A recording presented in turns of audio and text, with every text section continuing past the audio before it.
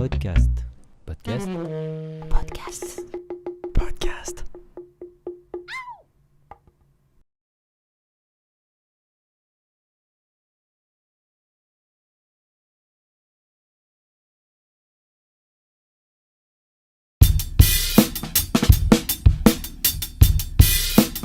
Je suis enseignant en technologie de l'information et de la communication à l'Université catholique de Louvain, à Louvain-la-Neuve.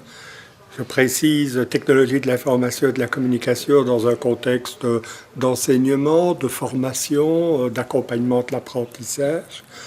Depuis 1995, je suis également rattaché à l'Institut de pédagogie universitaire et des multimédias, en bref l'IPM, qui est une structure donc de l'Université catholique de Louvain, chargée en gros de ce qu'on pourrait appeler pour le moment la formation des enseignants.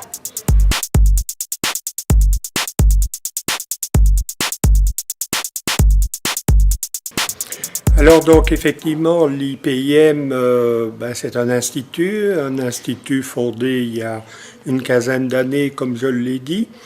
Alors c'est un institut qui a évidemment évolué avec le temps, mais je pourrais synthétiser quelque part la mission, la préoccupation majeure en disant qu'il s'agit d'accompagner, et je crois que vous avez remarqué, je suis passé du mot former à accompagner, ça a du sens, de former les enseignants, d'accompagner les enseignants dans le développement de leurs initiatives pédagogiques envers les étudiants et également, parce que l'un est attaché à l'autre, de les accompagner dans leur développement professionnel.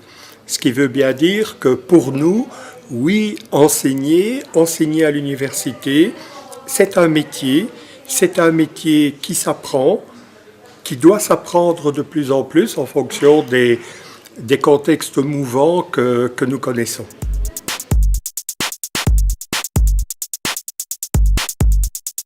La question mériterait de longs débats, mais je dirais que le développement professionnel, c'est vraiment, toute la préoccupation autour du développement professionnel, c'est de dire que l'enseignement universitaire, l'enseignement supérieur, est un métier dans lequel on progresse. On n'est pas tout de suite un expert dans un métier, on doit apprendre. Et ça, c'est un concept sur lequel j'insiste beaucoup. Même les enseignants doivent apprendre, on doit expérimenter, se confronter à la pratique, tirer des enseignements de cette pratique, évoluer dans le métier. C'est curieux quand je pense au développement professionnel des enseignants, je pense tout de suite au Moyen-Âge. C'est assez curieux. Mais oui, quelque part, cet artisan qui se formait en allant travailler avec d'autres, qui se formait en voyageant, en passant d'un chantier d'une cathédrale à l'autre, en devenant d'abord apprenti, puis maître, parce qu'il avait exercé ses talents, parce qu'il était reconnu par une communauté. Et je pense que cette optique métier, cette optique quelque part de compagnonnage, etc., cette optique de co-construction, de construire ensemble des connaissances, des compétences, est vraiment une caractéristique d'un enseignant qui progresse sur les chemins de ce développement professionnel. Donc voilà déjà quelques traits, me semble-t-il. Reconnaître que l'on doit se former, accepter d'apprendre. Et on nous dit souvent que nos étudiants ont des difficultés d'apprentissage. Je pense que les enseignants ont aussi des difficultés d'apprentissage. C'est un métier qui doit s'apprendre, qui doit s'expérimenter, qui doit être reconnu par les pairs, etc., etc. Un métier à part entière. Et dans un métier, on doit se former et continuer à se former toute la vie durant parce que les contextes sont changeants, les besoins des sociétés, les besoins des institutions, les besoins des apprenants sont changeants.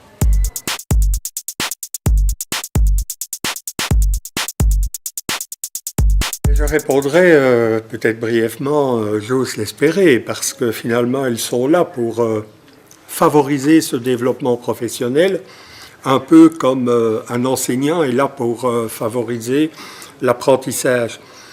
De manière plus pragmatique peut-être, vous savez que je me suis construit, pour moi, un petit modèle d'apprentissage qui me permet de mettre en évidence certaines dimensions qui soutiennent le phénomène d'apprentissage, le fait qu'on apprend. Et donc des structures comme CAP ou l'IPM, eh bien oui, elles vont devoir motiver les enseignants. Il faut que les enseignants viennent, il faut que les enseignants se montrent intéressés, il faut les sensibiliser à la problématique, leur faire reconnaître l'importance de ce métier en devenir. Donc clairement, dans nos instituts, nous allons mettre des opérations de sensibilisation, d'information en place, en faisant attention de ne pas réserver nos formations au premier cercle, c'est-à-dire le cercle des enseignants qui sont déjà convaincus, mais de progressivement étendre ce premier cercle à des enseignants qui peut-être, de prime abord, ne reconnaissent pas l'importance de cette formation. Ensuite, au-delà de la motivation, nous allons devoir fournir des ressources, donner aux enseignants des lieux dans lesquels ils vont pouvoir apprendre. Vous savez, c'est ma définition d'enseigner. Enseigner, c'est donner à l'apprenant des occasions où il puisse apprendre. Eh bien, nous, quelque part, centre de pédagogie universitaire ou centre d'accompagnement pédagogique, etc., nous allons devoir créer des centres de ressources. Nous sommes dans un centre de ressources auquel les enseignants vont pouvoir se référer au travers de formations. Mais ce n'est pas tout. Un peu comme l'apprenti du Moyen-Âge,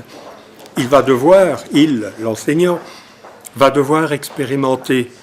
Et donc, quelque part, nous allons devoir l'inciter à se mettre en projet, à lui donner des activités. C'est la troisième facette du modèle. Et donc, de le mettre dans une optique de projet, d'expérimentation, de recueil d'informations auprès des étudiants, d'analyse avec lui de ces informations, de tracer des perspectives pour aller mieux, pour mieux faire son enseignement, etc. Après la motivation, l'information, les activités, voici le tour de l'interaction. On devient enseignant de métier. Comme dans les corporations, jadis, on est reconnu dans le métier. Et donc, pour ça, il faut oser l'épreuve des pairs. C'est-à-dire soumettre son travail, soumettre ses conceptions de l'enseignement et de l'apprentissage à ses collègues. Et tout de suite, nous penserons dans nos instituts, nos centres d'appui à la pédagogie, au partage de pratiques, au fait qu'un enseignant vienne présenter ce qu'il a fait, les analyses qu'il a faites, ses perspectives à d'autres. Et finalement, peut-être qu'un jour, l'enseignant va publier ses travaux dans un colloque de pédagogie universitaire, et là, on en arrivera à la production. Eh bien, vous voyez, mon modèle d'apprentissage, qui passe de la motivation, à l'information, aux activités, aux interactions pour aller vers la production, eh bien voilà, ce modèle d'apprentissage, je viens de l'appliquer aux enseignants qui viennent dans nos instituts pour se former. Et je pense qu'au travers de cela, nous allons contribuer à leur apprentissage et donc à leur développement professionnel.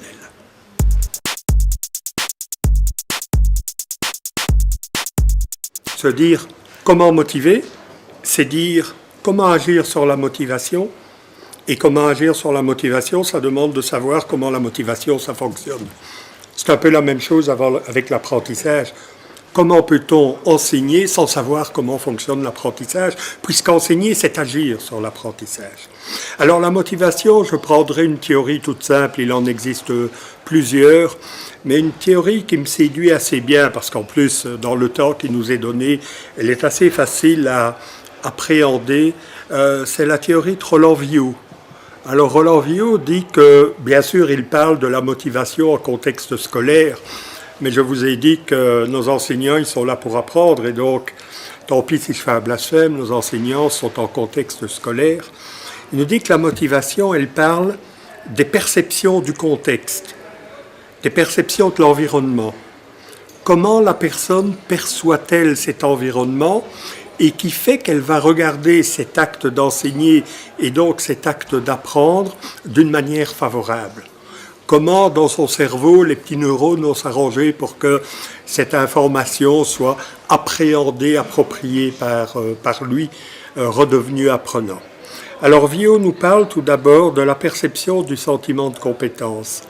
Autrement dit, dire aux enseignants de manière explicite les compétences qui sont attendues pour former nos étudiants dans une société qui n'est plus tellement la société de la mémorisation des connaissances. Vous savez, au Moyen-Âge, le livre était rare, il était important que l'apprenant mémorise mot à mot, sans aucune erreur, ce qui lui avait été dit. Le livre était rare, la mémoire devait la remplacer. À l'heure actuelle, les informations, elles sont là devant nous, comme dirait Michel Serres, et donc l'important, c'est d'être capable de se les approprier. Ce qui veut dire que le mode d'enseignant a changé, parce que notre société a changé. On parle à l'heure actuelle des générations C, des générations Y, etc. On a l'air d'en parler comme si ça allait venir, alors qu'ils sont déjà là aux portes des entreprises. Et donc, quelque part, ça nécessite de nouvelles compétences qui vont, par exemple, se décliner en la compétence à développer des dispositifs de méthodes actives, travaux de groupe, apprentissage par problème, etc. Et donc, l'important, c'est de motiver les enseignants en leur parlant de ces compétences qu'ils vont acquérir pour encore faire mieux leur métier. Alors j'ai parlé de perception de la compétence, c'est-à-dire d'expliquer aux enseignants quel est leur rôle dans cette nouvelle société, dans ce nouvel environnement dans lequel ils sont quelque part les personnes qui vont transmettre les connaissances et développer les compétences. Alors un autre point qui est important dans les théories de Viault, au-delà de cette idée de la compétence, c'est aussi l'idée de la valeur de la tâche. Est-ce que les choses que je vais faire sont intéressantes? Et moi, souvent, je parle aux enseignants du bonheur d'enseigner. Souvent, pour les enseignants, c'est pris comme la corvée supplémentaire, surtout parfois dans une optique d'enseignement-chercheur, où la carrière de l'individu est évaluée uniquement sur la recherche, publie ou périt, dit le dicton, et redire que cela est quelque chose d'utile dans la société, qu'ils vont développer des compétences. Je peux vous dire, moi j'ai retrouvé le bonheur en enseignant autrement. Pensez bien, avec mes années de carrière d'enseignant, répéter la même chose d'année en année, et pourtant j'ai encore un sujet assez bénéfique qui évolue, les technologies, ça devient lourd avec le temps. Voir des étudiants qui non seulement sachent répondre à mes questions, mais savent poser eux-mêmes des questions pertinentes, c'est un vrai bonheur, et je crois qu'il faut le dire aussi. Et l'idée aussi du contrôle, quelque part, c'est-à-dire que ce développement, il ne tient qu'à toi, je ne peux pas te développer moi-même, c'est toi qui dois le faire.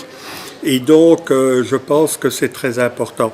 Au niveau des activités d'un centre, je pense que c'est être à l'écoute des enseignants, correspondre le mieux possible à leurs besoins, leur montrer de nouveaux horizons. Le terme de compétence, là, c'est un terme qui se conjugue un peu au futur, quoi, les compétences que je vais acquérir.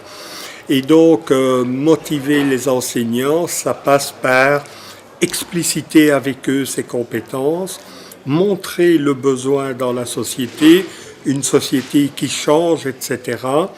Une société où on n'a plus tellement besoin de transmission et de reproduction, mais d'argumentation, d'esprit critique, de travail d'équipe. Tout le monde a entendu parler des des fameuses compétences transversales qui sont postulées par l'Europe. Autrement dit, nous avons une mission dans la société. Cette mission est la plus belle qui soit, c'est de former les générations qui vont nous succéder. Et pour faire ça, nous devons rendre nos étudiants davantage capables d'exercer les compétences dont j'ai parlé. Donc je pense qu'il faut leur parler aux enseignants, c'est important, montrer le bonheur qu'il y a à se développer. Et évidemment, la question éternelle est est-ce que les institutions vont suivre? Parce que je peux parler du bonheur d'enseigner, mais si en fin de compte, qu'est-ce qui est valorisé, c'est-à-dire la motivation externe finalement, c'est les publications de recherche. Je pense que nous aurons beaucoup de mal à continuer à motiver les enseignants, non pas ceux qui sont motivés, j'ai parlé tantôt du premier cercle, mais d'attirer les enseignants des seconds, des troisièmes cercles, etc., à venir participer à nos formations si celles-ci ne sont pas reconnues et valorisées.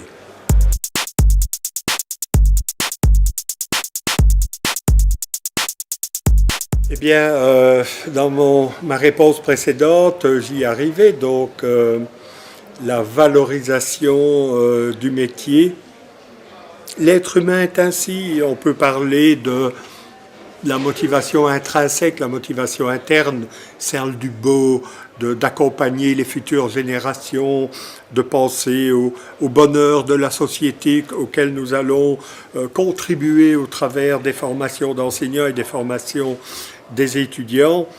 Mais il n'y a rien à faire, nous travaillons comme ça, la motivation externe doit être là, c'est-à-dire la motivation qui nous vient de l'extérieur, c'est-à-dire finalement la reconnaissance des efforts.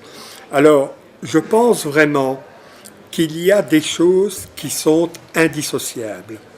Je ne pense pas que des enseignants puissent demander à être valorisés, ce qui est une demande légitime, entendons-nous, mais sans accepter que leur acte professionnel, c'est-à-dire leur enseignement, soit aussi évalué.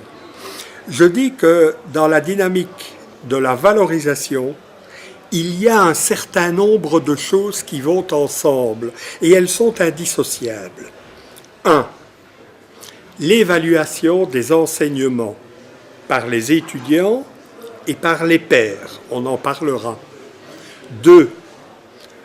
Vous m'évaluez sur mon enseignement, d'accord, mais où est-ce que vous me donnez l'occasion de me former?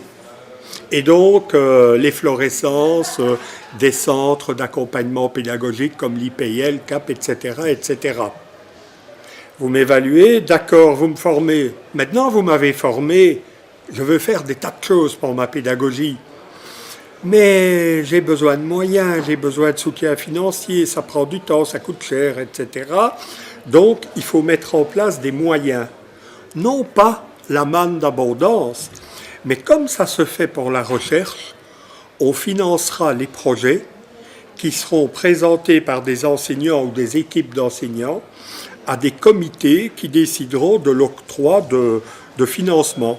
Et ça se passe comme ça avec la recherche.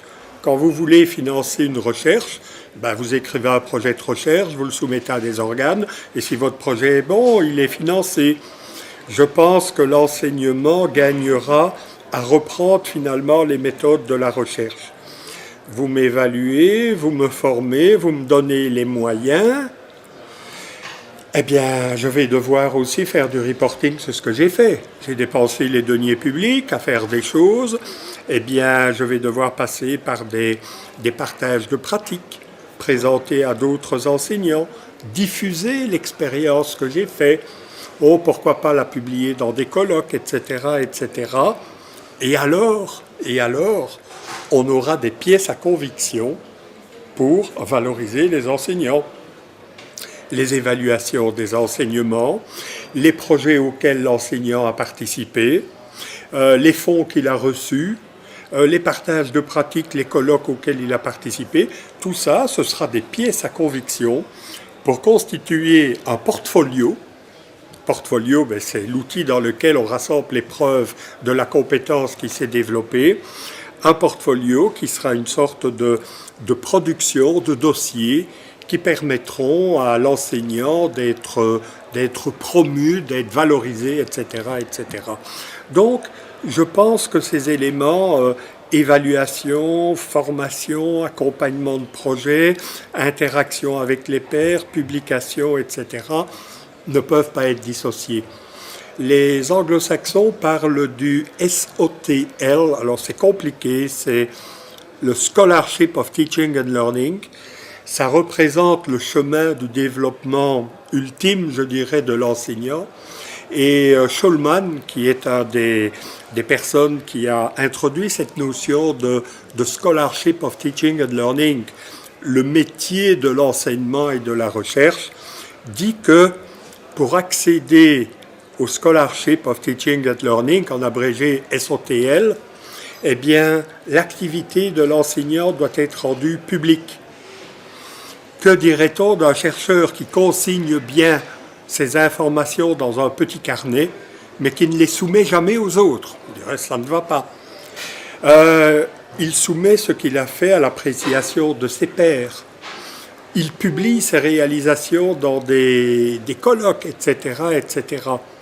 Eh bien, je pense que ça, qui sont quand même, il faut bien l'avouer, les stades ultimes du développement, c'est vraiment prendre l'activité de recherche que l'on connaissait bien, l'activité d'enseignement, et de dire que dans l'activité d'enseignement, on va faire comme dans l'activité de recherche, et que les principes de valorisation de l'enseignement seront inspirés des principes de valorisation de la recherche que l'enseignant-chercheur connaît bien.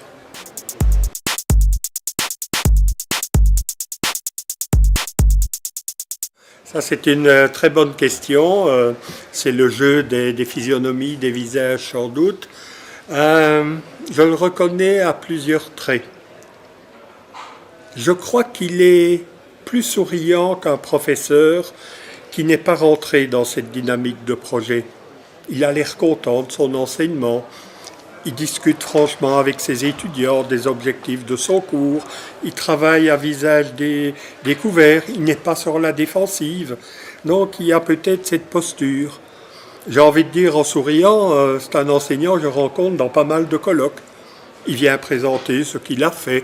Oh, parfois, ses collègues ne sont pas du tout d'accord avec lui. Mais c'est ça le développement professionnel, c'est de se rendre compte que tout le monde n'a pas la même perception, qu'on peut apprendre avec les autres, se construire avec les autres, etc. Je pense que c'est un enseignant dynamique qui est en projet, il est en question. Il a toujours des questions à me poser quand il est là, alors qu'il y en a beaucoup... Ils ont l'air suffisants dans leur approche, c'est pas croyable. Lui, il est tout le temps en questionnement.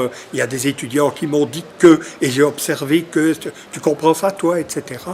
Et donc, c'est vraiment un enseignant en projet, un enseignant en devenir, un enseignant chercheur de métier.